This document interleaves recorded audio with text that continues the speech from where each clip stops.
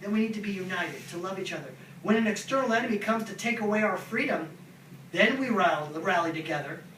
And so what's happening now is Israel is rallying together. And the reason why I'm here now is this is not Israel's war. This is our war. And once they're done with the Jew, they're coming for the Christians. Make no mistake about it. It's just a matter of time. I was on NBC last night in Thailand. And they asked me, well, why should someone in Texas care? It's happening in the Middle East. It's thousands of miles away. And that's a legitimate question.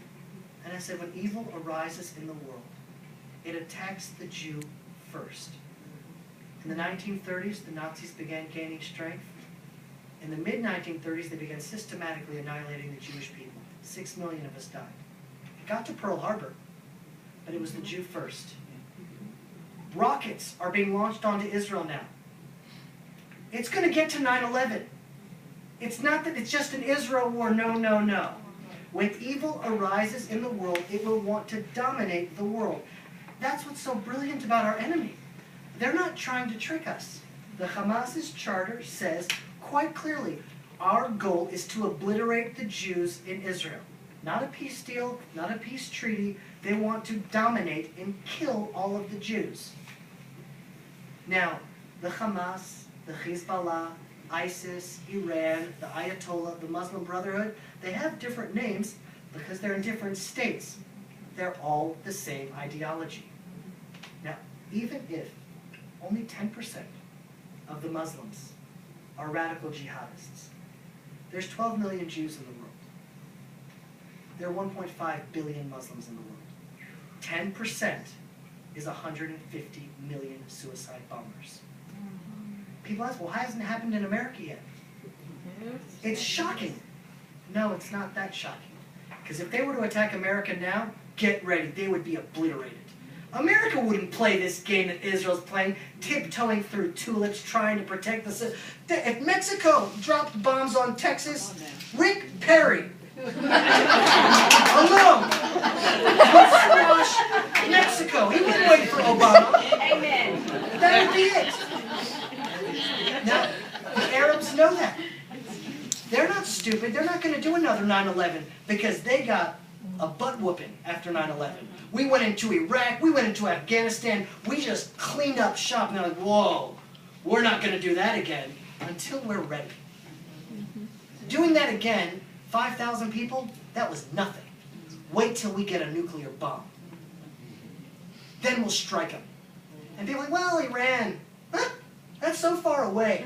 Iran, the Hezbollah, the Hamas, and Al-Qaeda are all the same.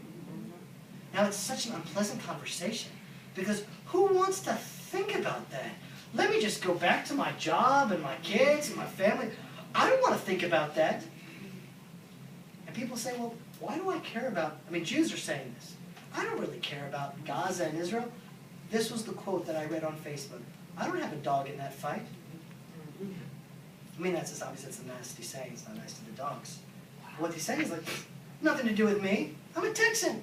Yeah, I have a Jewish religion. I keep the this and I do the that. But I'm a Texan. What does that have to do with me? It has everything to do with you. We are just on the front lines. Now, Armageddon, or Gog Magog, the war that the Tanakh talks about, I want to give a different perspective on it. Because sometimes we believe that, well, there are things that have to happen, and as they happen, then things are going to happen. Sometimes these stories or prophecies in the Tanakh are frameworks of how the universe works. There was a massive war in Europe. Massive! Some people say that was Armageddon. And then from that, the state of Israel was born, and now the train is off, and there's nothing going to stop it. No, not the Hamas, not the Hezbollah, not Iran. The train is off. And whoever's not on, they didn't buy the tickets, see ya. It's already going, and nothing can stop the train. But the blueprint of what the idea of Armageddon is that sometimes conflicts in war, it clarifies good and evil in the world. And it becomes clear, Nazis, that needs to be obliterated from the world. We have to get on planes, and the Allied forces need to go And until the Nazis raise the white flag and we go into Germany and build new schools with a new curriculum, not teaching hate-mongering, war, violent Nazi ideology, it won't stop. So that's exactly what the Allied forces did. But now, Germans are tree-hugging liberals. It's remarkable. They took violent, war-mongering Nazis that were elected democratically by the Germans, and war, the devastation of war, said, we don't want that anymore. And it clarified that people want peace. Shalom is how we say hello. Shalom is how we say goodbye. Shalom is God's name. And shalom means peace. And that war clarified to people the ways of God. Even if they can't cognize it, they know that's not the way we want the world to be. It's not the way, what does it mean we want the world to be? Their soul is saying justice and compassion. We don't want that anymore. So it could be that another clarification is going to have to happen in the Middle East. And I'm not saying that's Armageddon and that will bring the Messiah, but sometimes war clarifies good and evil. Never before in the Middle East has it been so clear that there are real, evil leaders that are teaching children. When you graduate a kindergarten in Gaza, you dip your hands in red paint and you lift your hands up and you say, this will be the blood of the Jews and Christians. When you do that to a 4-year-old or a 5-year-old and you teach them, hate the Jew, hate the Christian, hate the Jew, hate the Christian, kill the Israeli, you'll go to heaven, 72 virgins. You create a demonic child. Children are children everywhere. It's not that the children are evil, they're just children. But if you train them, brainwash them from a young age to hate, hate, hate, they will grow up hating. And it could be that Israel, I don't know why we're always tasked with such difficult tasks, but it's going to be our task to be a light unto the nations. And sometimes if you have a son that's a drug addict, he needs tough love. And you may say, no, Dad, don't. No, get in the car and we're going to rehab. I don't want to. Grab him, you put him in the car, you lock the doors, and you drive him to rehab, even if he doesn't want it, for his own sake. So right now, it may come to the point where we may have to do radical things. No one wants war. But right now, the Arabs in Gaza translate the fact that we haven't killed more of them as weakness. They're so different than us. We keep on agreeing to ceasefires, and they keep on shooting rockets. And they're understanding we're beating them. They're weak. They want to give up. And they don't realize we just don't want to kill them anymore. And we say, let's just put an end to this war. They're interpreting it as weakness. In 3 seconds, we could flip a few switches, and there would be no Gaza. Right. They don't understand that. They're interpreting our compassion to them as weakness. And it's encouraging more terrorism. And so it could be that we're actually going to have to go in and just level Gaza. And what's so crazy is that the world is already blaming us. And we haven't even done anything yet. I want to tell you a story. This happened just a few weeks ago. It's in Gaza, maybe 15 minutes from where I was from. A terrorist went into a little house. He was surrounded now by the IDF. And if I was the commander, I would have been like, we're not risking anyone's life. Topple the house, crush the terrorists, and we're done with it. There was a fear that there may have been another person in the house that wasn't a terrorist. And so the IDF made the decision to send soldiers into the house in order to make sure that we would only strike the terrorists.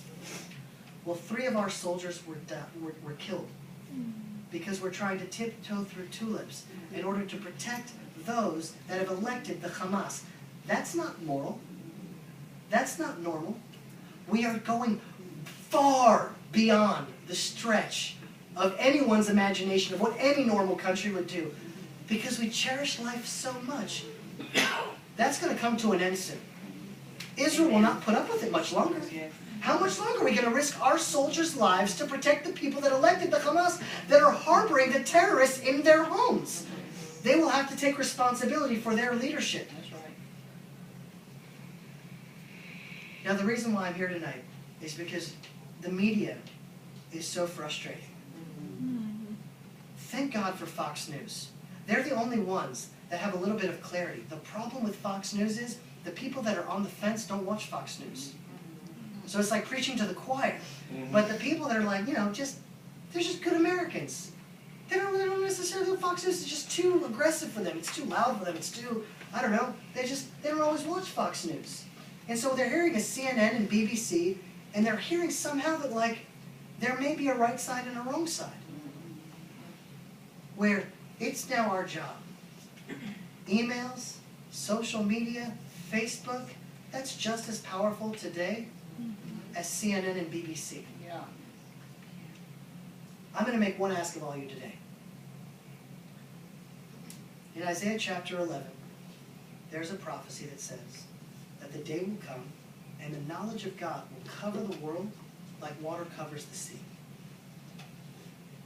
Now, I take that prophecy very seriously. And I also take the prophecy that the Torah will go forth from Zion and the word of God from Jerusalem. Meaning there will be some voice from Zion that will somehow be spread around the world, and it will cover the world. The knowledge of God, the truth, justice and compassion. The real cosmic order of how God wants the world to be. We've just now launched a new broadcasting network from Israel. It's called Voice of Israel. And it will finally be one address that will broadcast the truth from Zion. Now imagine, the way the human brain works is there are synapses and receptors that send information from one to another, and we cognize thoughts, and that's how the meat in our head really works. The world now is becoming one giant brain. And our internet connections are sending information to each other, sharing ideas on Facebook, and the knowledge of God, the truth now has more chance of coming out than ever before. 20 years ago, there'd be some war in the Middle East, and no one would really have a clue. There wouldn't be as many videos, there wouldn't be, it would just be like we would read the newspaper and hear about a war in the Middle East, and no one would know what to make of it. Now, ideas are so shareable that the truth will be exposed. And the knowledge of God will cover the world like water covers the ocean. Now here's what I want you all to do. You all have cell phones? Mm-hmm. Take out your cell phones.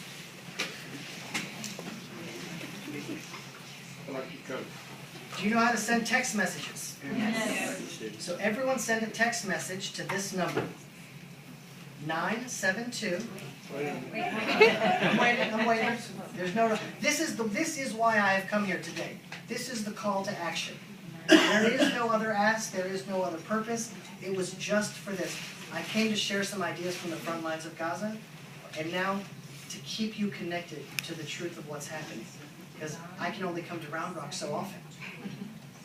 But from this point on, 2 hours a day, Ari and I will be broadcasting the truth from Jerusalem in the studios right outside the Old City. On this network, 972-987-9201. Now in the body of the email, I need you to write your name. Email or text message? Text message. 972-987-9201. I'll say it one more time. 972-987-9201. And the body of the text message, your name and your email address. And what this will do will register you as soon as I get back to our broadcasting network. And now there will be a voice of truth, the voice of Israel, coming out of Israel. Not England and BBC talking about Israel, or CNN talking about Israel, but live broadcast, a live stream, live from Jerusalem, the truth as we see it, the truth that is what's happening in Israel.